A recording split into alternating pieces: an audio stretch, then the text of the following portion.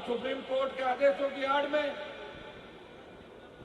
सरकारों में हमारे नेताओं ने पैरवी नहीं की, जिसकी बदौलत हमारे 3 साल के बछड़े बाहर बिकने के लिए नहीं जाते। हमारे मेले धीरे धीरे आज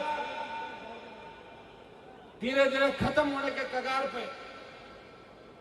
इसके लिए अगर कोई जिम्मेदार है वो सिस्टम जिम्मेदार है।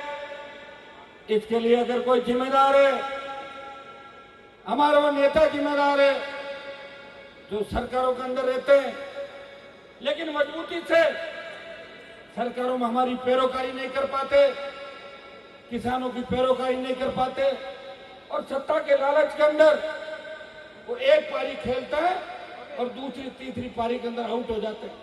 भाइयों, लंबी लड़ाई हमें और लड़नी है, हम रहे या नहीं रहे, लेकिन हमारी कौम, किसान और वीर तेजाजी महाराज के बताए हुए आदर्श इस देश और विश्व के अंदर जिंदा रहने चाहिए। जब 2008 के अंदर मैं चुनकर राजस्थान की विधानसभा के अंदर गया, मेरे से कई पहले विधायक शपथ ले रहे थे। कोई रुक जाओ, हेलो, कोई महात्मा गांधी की जय बोल रहा था, कोई किसी और देवता की जय बोल रहा था। मैंने देखा कि वीर तेजाजी महाराज का जयकारा राजस्थान की विधानसभा में आज तक नहीं लगा। मैंने पूछा कई विधानसभा के कर्मचारियों से कि भाइयों, मेरे से पूर्व में भी नागौर जिले के कई तेजाजी के भक्त चुन के विधानसभा के अंदर आए थे, कभी किसी ने तेजाजी महाराज को याद किया? उन्होंने कहा नाम ही नहीं सुना हमने तो कभी जयकारे के अंदर। मैंने 2008 के अंदर सबसे पहले 2013 और फिर 18 इस राजस्थान की विधानसभा के अंदर तेजाजी महाराज का जयकारा लगा के संदेश दिया कि तैयार हो जाओ, वीर तेजाजी के भक्त सत्ता के सिंहासन पर कब्जा करने के लिए उठ खड़े हुए, उनकी भुजाएं फड़क रही है। भाइयों, जब 2019 के अंदर चुन के हिंदुस्तान की सबसे बड़ी पंचायत के अंदर गया, मैंने तेजाजी महाराज के जयकारे के साथ ये संदेश दिया हिंदुस्तान के अंदर, किसानों के अंदर, कि किसान कौम को जब की आवश्यकता पड़ेगी, हनुमान बेनीवाल सत्ता को ठोकर मार के किसान कौम को बचाने के लिए हमेशा सड़क से लेकर लोकसभा तक आगे रही। और उसी का परिणाम था, ये वीर तेजाजी महाराज के आशीर्वाद का ही परिणाम था कि सत्ता को ठोकर मार के, मंत्री पद को ठोकर मार के, जब देश का किसान तकलीफ के अंदर था, देश का अन्नदाता तकलीफ के अंदर था, हनुमान बेनीवाल ने इस राजस्थान के दिल्ली से गुजरात जाने वाले रास्ते को जाम किया। शाहजहांपुर बॉर्डर पर हजारों हजार की तादाद के अंदर ले जाके नौजवानों को, किसानों को उस बॉर्डर को जाम कर दिया, वो आज भी जाम पड़ा है। भाइयों, ये संदेश पूरे देश के अंदर गया था। जब राष्ट्रपति का अभिभाषण हुआ, देश का एकमात्र सांसद था जो किसानों की पक्ष में नारेबाजी कर रहा था, वो राष्ट्रपति के अभिभाषण को रोकने का प्रयास कर रहा था कि राष्ट्रपति जी रुको, पहले किसानों के बारे में बात करो। जब बजट में प्रधानमंत्री और वित्त मंत्री बोल रहे थे तो नागौर के सांसद ने बजट को रोक के आपकी आवाज को बुलंद किया। मैंने देश की लोकसभा के अंदर एक ही नारा लगाया कि मुझे टोल मुक्त राजस्थान नहीं, टोल मुक्त देश चाहिए।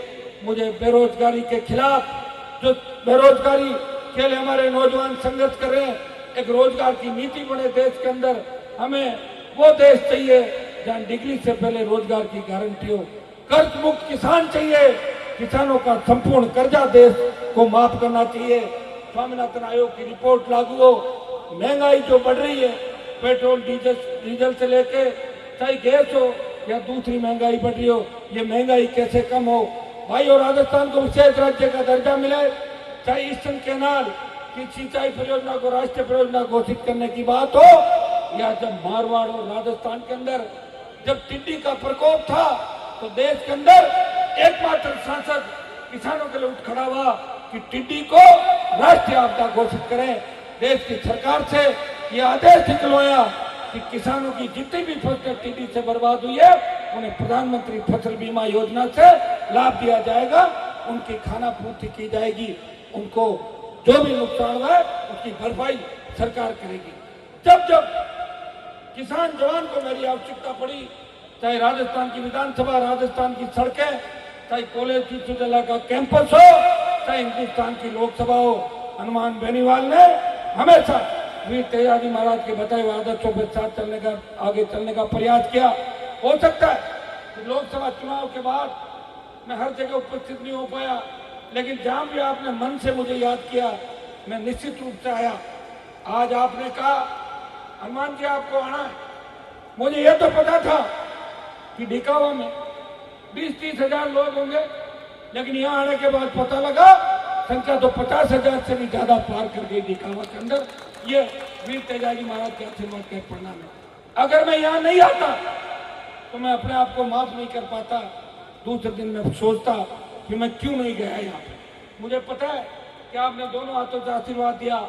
आपने व्यवस्था परिवर्तन की लड़ाई के अंदर अपने भाई को, मेरा तो चिन्ह भी टायर था, मेरा तो बोतल का चिन्ह भी पार्टियों ने छीन लिया, लेकिन आपने टायर पे मुझे लोकसभा के अंदर भेजा था।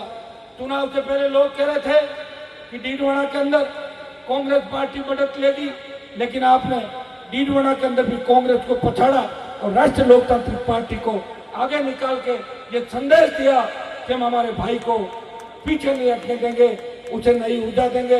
मुझे 2014 के अंदर भी याद है, जब मैं चुनाव लड़ा था तो नागौर, खींवसर, जाइल, मकराव, डीडवाना के अंदर जबरदस्त सहयोग आप लोगों ने किया और उसी के परिणाम स्वरूप हनुमान बेनीवाल किसान और जवानों की आवाज बढ़ के हमेशा आपके बीच खड़ा है। भाइयों, आज एक शाम गौ माता के नाम का कार्यक्रम है, जो कि तेजाजी महाराज ने 1000 साल पहले गाय को बचाने के लिए अपने प्राण न्यौछावर कर दिए। लोक देवता राजस्थान के अंदर और भी हुए, लेकिन उनका इतिहास 500 से 550 साल का ही है। अगर 1000 साल का इतिहास किसी लोक देवताओं का है तो हमारी जाति, हमारे ही कुल से निकले हुए वीर तेजाजी महाराज का इतिहास है, जिन्होंने 1000 साल पहले गाय के लिए लड़ते हुए अपने प्राण न्यौछावर कर दिए। वो भी गुजरी की गायें बचाने के लिए वीर तेजाजी महाराज ने अपने प्राण न्यौछावर किए। भाइयों, हम किसान कौन से आते हैं? हमारे नेताओं ने किसानों को जातियों के अंदर बांट दिया, लेकिन मैं आपको विश्वास दिलाता कि 36 कौम को साथ लेके एक नए राजस्थान का निर्माण करेंगे। मैं ऐसा राजस्थान चाहता हूं। आज आपने गौ माता के लिए जो कार्यक्रम आयोजित किया, आज जगह जगह गाय को बचाने के लिए जिस तरह भामाशाह, दानदाता, समाज सेवी और नेता और हमारे छोटे भाई आगे आ रहे हैं, ये तो तय है कि गौ माता और तेजाजी के आशीर्वाद से ही हम सब कार्यक्रम भी करते हैं और गाय को बचाने का बीड़ा हम लोगों ने उठाया। भाइयों, विश्वास दिलाता कि गाय को